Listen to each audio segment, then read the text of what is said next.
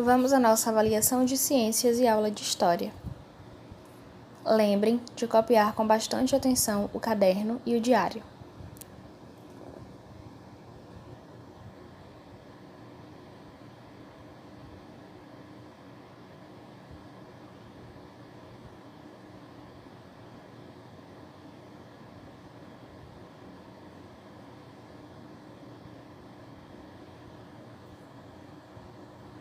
Espero que vocês estejam bem e aproveito para lembrar da importância dos hábitos de prevenção contra o Covid-19. Não esqueçam de usar o álcool em gel, máscaras, lavar muito bem as mãos e sair de casa apenas se for necessário.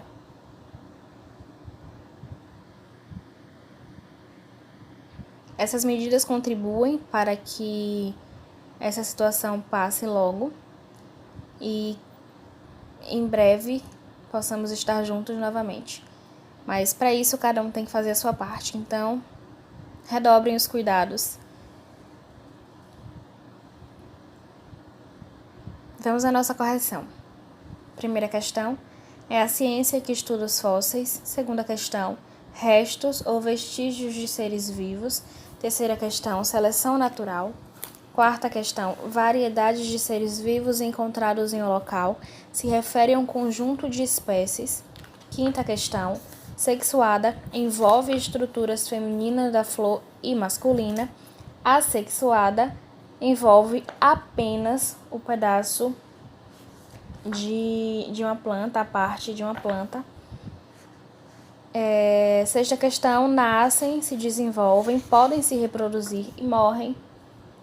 Sétima questão, pelo vento, pela água ou por animais.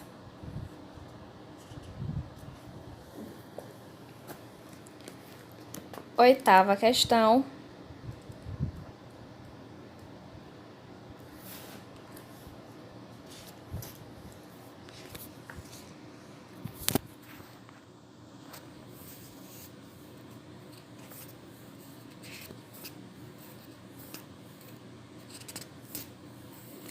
clorofila é a substância que dá cor verde às plantas e absorve parte da luz solar. Fotossíntese é a energia luminosa, a água e gás carbônicos que são utilizados pela planta no processo que nós chamamos de fotossíntese. Glicose é quando a fotossíntese resulta na produção de um tipo de açúcar, e esse açúcar é chamado de glicose. E transpiração, a maior parte da água que a planta absorve do solo é liberada para a atmosfera na forma de vapor, e aí chamamos de transpiração. Vamos à nossa avaliação de ciências, então com bastante atenção, responda. Primeira questão, o mamute e o dinossauro mostram animais que já existiram em nosso planeta, mas que foram extintos há muito tempo. Sabemos da existência desses animais, mesmo sem nunca termos convivido com eles, pois eles deixaram marcas de sua passagem pelo planeta. Essas marcas são chamadas de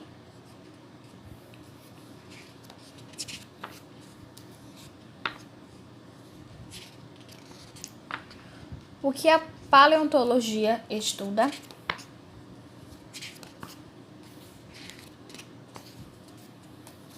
Ao falar em dinossauros, sabemos que eles existiram porque constataram restos desses animais. Para que esse processo ocorra, exige um estudo dos fósseis, que é: os cientistas, para estudar os fósseis, retiram restos de organismos enterrados com base em pistas. Para que esse estudo ocorra, é necessário. Quinta questão, os fósseis são...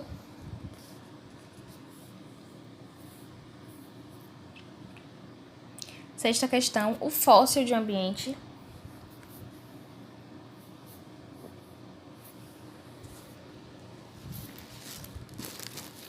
Sétima questão, a fossilização é...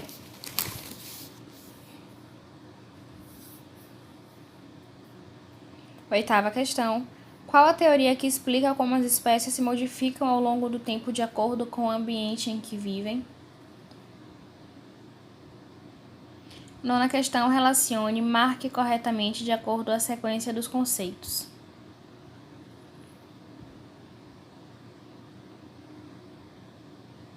Décimo, a maior parte da água que a planta absorve do solo é liberada para a atmosfera na forma de vapor, um fenômeno chamado de... 11º, podemos dizer que a semente é o...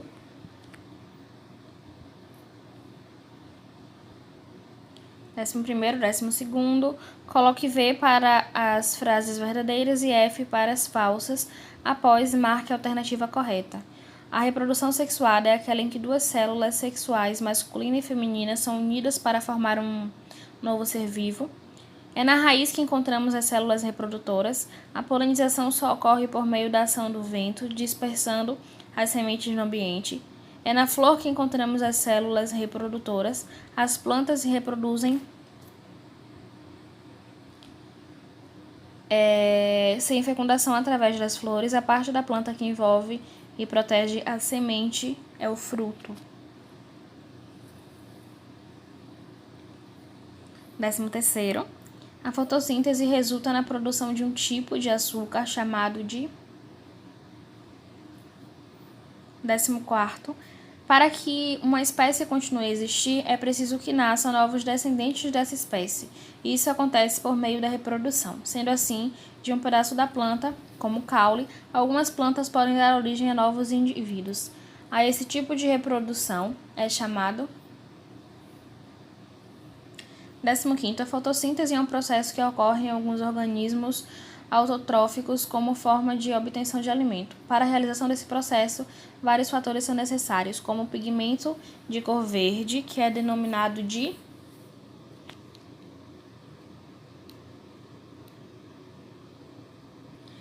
16º.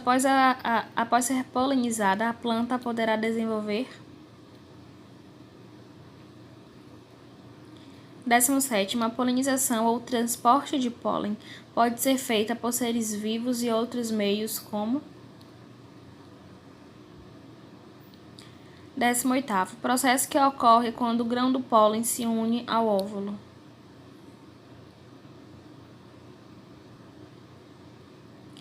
O que diferencia as plantas e os animais em relação à alimentação?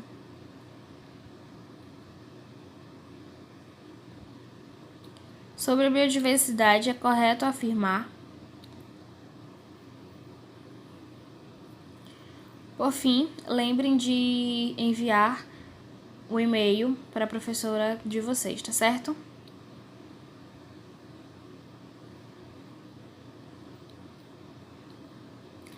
E aí vamos à nossa revisão de história.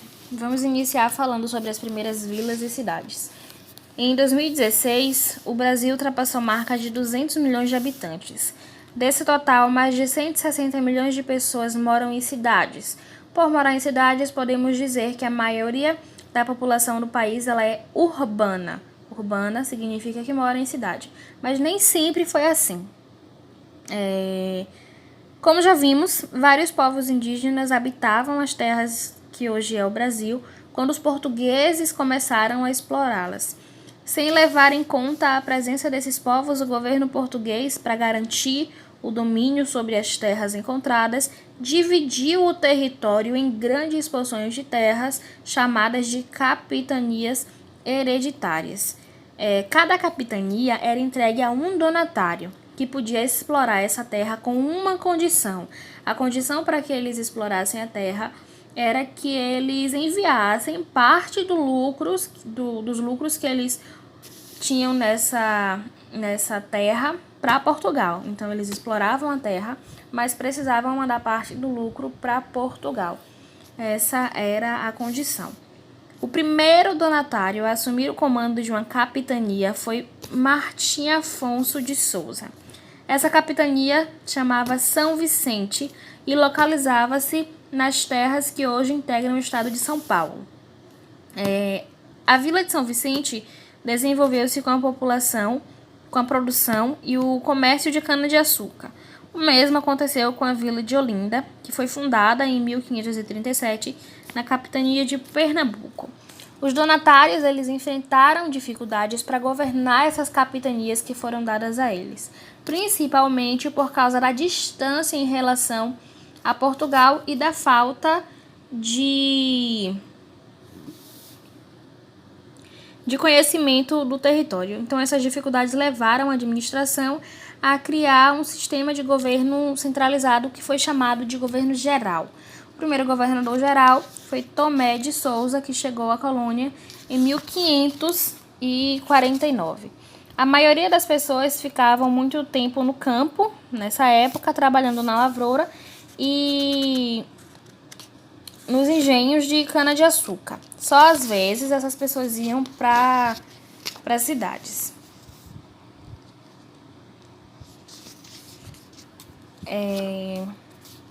E agora vamos falar sobre a catequização dos indígenas, que também é assunto da nossa avaliação.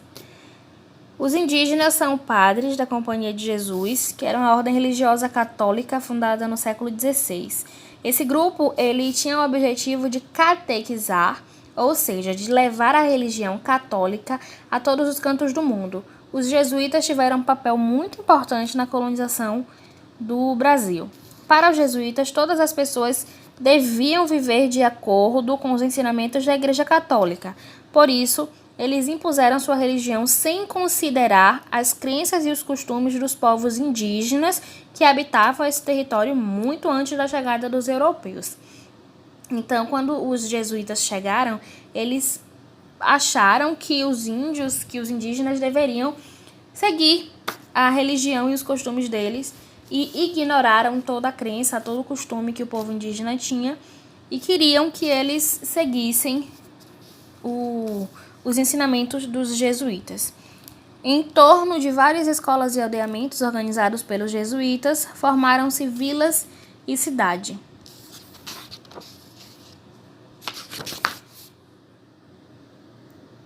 Em 1554, o padre José de Anchieta fundou um aldeamento que deu origem a uma vila chamada de São Paulo de Piratininga. Tempos depois, essa vila deu origem à cidade de São Paulo.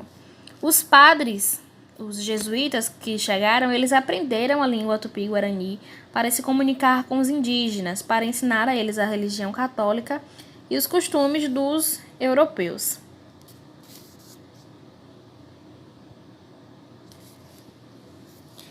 Além do português e do espanhol, os padres ensinavam aos indígenas a religião e os costumes católicos, as músicas europeias e a diferença entre dos trabalhos artesanais. Eles impuseram sua cultura aos indígenas e aprenderam também com eles coisas como o cultivo de produtos típicos da terra, como milho, mandioca, feijão. Os Guarani, eles conheciam e utilizavam a erva mate e passaram esses conhecimentos aos colonizadores. Então, esse vai ser o assunto da nossa atividade de amanhã. Lembrem de responder essa atividade de revisão e também de estudar pelo livro de vocês, de estudar pelo vídeo anterior de história que fica no canal. Então, utilizem aí os vídeos que estão no canal, utilizem o livro de vocês e utilizem também as atividades do caderno, tá certo? Então é isso. Estamos com saudade, tanto eu quanto a Pramari, e esperamos que em breve possamos estar juntinhos novamente. Beijos!